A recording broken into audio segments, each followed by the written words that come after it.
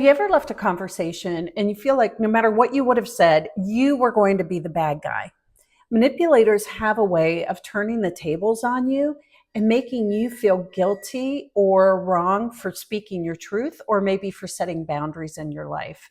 In today's video, I want to walk you through how to spot those people who are doing that, as well as how to walk away from these conversations and not lose hours, days, weeks on end feeling bad for something that you probably didn't do. It's just something going on with that person.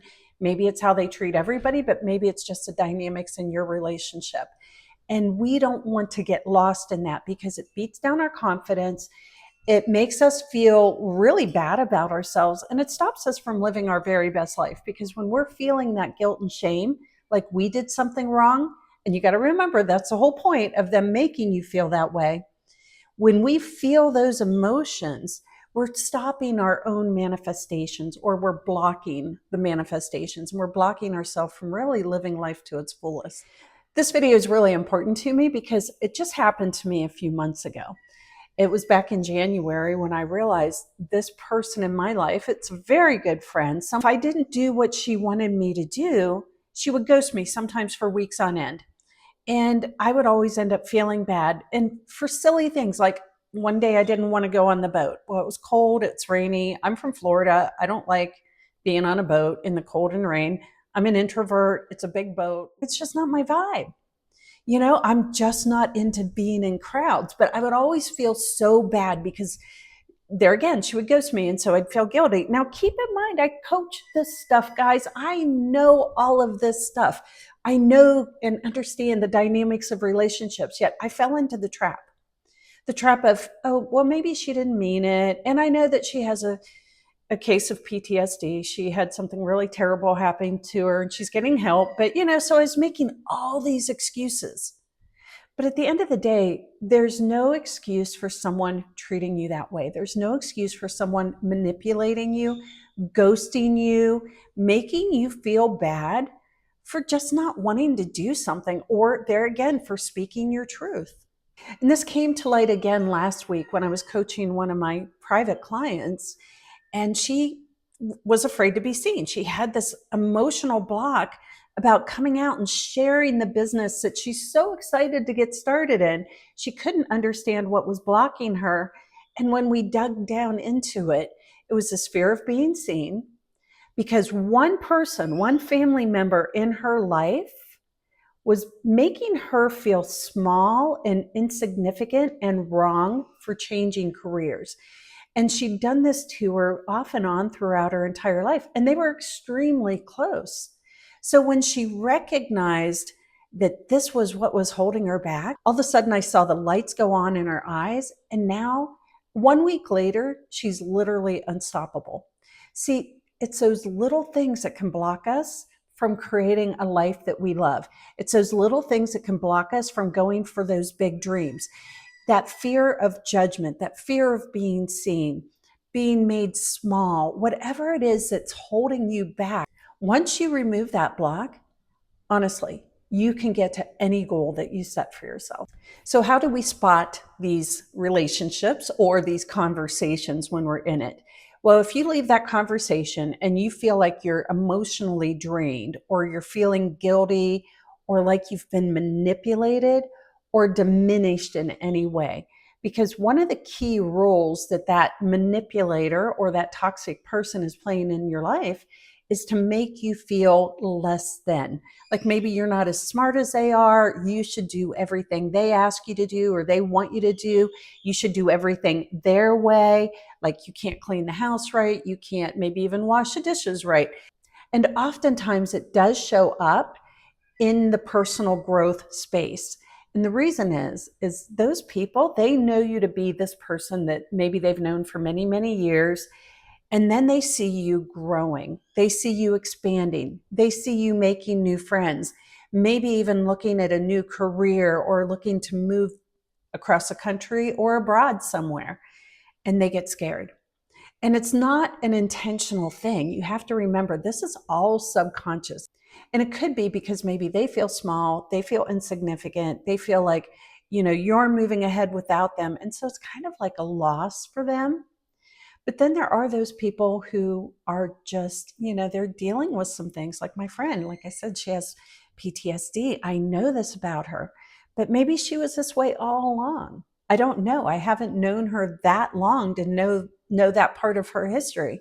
But all I know is after the third time, what it reminded me of is when I was young, my son's dad, he was physically and emotionally abusive. And I realized my relationship with this woman, just friends, but I realized that that relationship was like being in that abusive relationship I had been in back in the 1980s. This is why it's so important that I share this video. Where are these toxic conversations? Where are these toxic relationships holding you back in any area of your life? So the key is to recognize these abusive patterns in your life. Where are you being blamed for things that you didn't do? Where are you feeling diminished, maybe made to feel guilty, shame, whatever it is? Where are you feeling that? And then look at your life. Where are you holding yourself back? Like, do you have a big goal that you want to go for? But again, like this client, you're afraid to be seen. You don't want to rock the boat for this relationship, but you're afraid to show up as you. You're afraid to be authentic. And you see, when we're shoving all that stuff down, we're also shoving down our life force. We're shoving down what our soul is calling us to do. That's why I think it's so important that we start to recognize the patterns in our life, the patterns in the relationships, the patterns in the conversations, the patterns in our emotional responses to different people. Because when we're having any type of emotional response, that's typically something that is within us. We're not trying to change the other person. We need to look within us and say, okay, what boundaries am I going to set in place and stick with no matter what? Because here's the thing, with toxic people, we have got to set boundaries, and it's not for them to change. We're never trying to change anyone in our lives. What we are doing is setting the boundary of what we will allow or tolerate in our life. Brené Brown used the analogy of, imagine that you have a glass of water and somebody puts a little bit of poison in it, and they tell you that they put poison in it. Are you going to take a drink of that water to make sure that it has poison in it? Probably not. So why do we make these excuses for toxic people who make us feel this way, but we keep saying, well, maybe they're just having a bad day. They have this thing going on. I know this person's getting divorced, or whatever it is. I know they don't feel good today. Whatever that is for them, their toxic pattern that you are making excuses for. So we set a boundary for us, not for them. And what that boundary looks like is you can tell them, look, if you do this to me again, if you treat me like this, or if you yell at me again, I'm leaving the conversation. Now, that doesn't mean you're leaving their life. You're just saying, I'm going to leave the conversation. If you are going to gossip about friends, then I'm not going to be a part of that. I'm leaving the conversation. And you have to understand, toxic people are always going to push the limit. So we look at the boundaries as rules for ourselves. And there are strong boundaries and there are weak boundaries.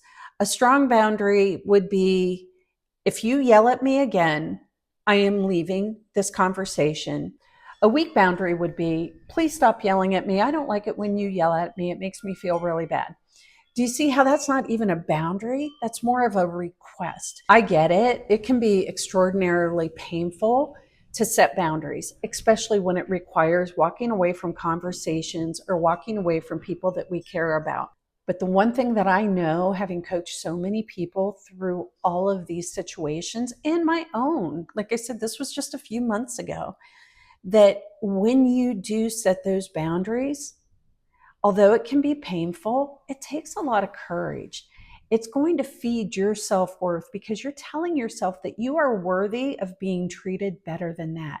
If you're tired of walking on eggshells, just remember that their issues, their jealousy, their hurts, their PTSD, those aren't your burdens to carry. We can only be the light for those people who want to get help.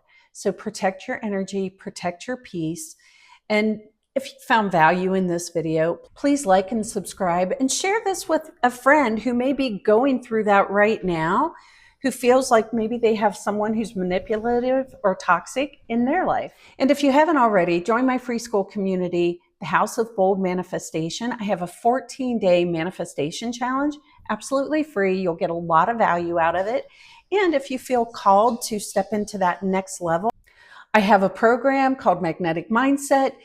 You can sign up for that, and whatever price you sign up for will be yours forever. Now, if you're listening to this and I just put this video out, you can get the founder's price. That is only good for the first 25 people who sign up, and almost all spots are filled.